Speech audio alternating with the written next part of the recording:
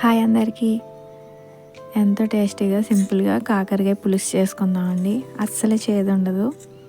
ముందుగా ప్రాసెస్ అయితే చూసేయండి.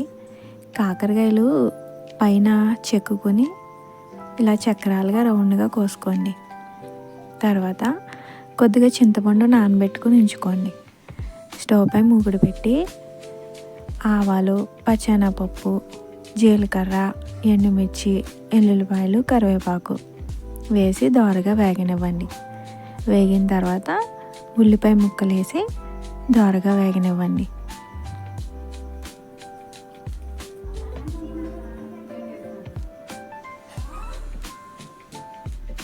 వేగిన తర్వాత కాకరకాయ ముక్కలు వేసి కొద్దిగా పసుపు, తగినంత ఉప్పు వేసి బాగా మగ్గనివ్వండి.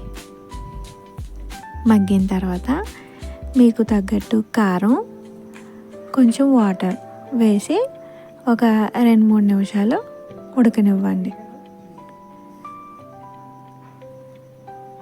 ఉడికిన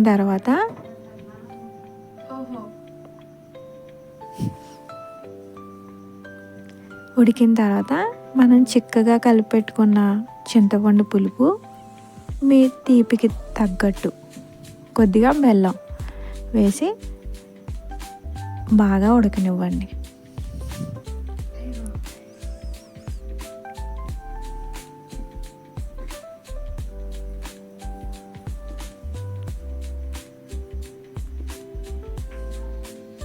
ఉడికిన తర్వాత మూత తీసి చూసారంటే ఎంత టేస్టీగా కాకరకాయ పులుసు రెడీ అవుతుందండి. అస్సలు చేదు ఉండదు. నచ్చితే ట్రై చేసి చూడండి.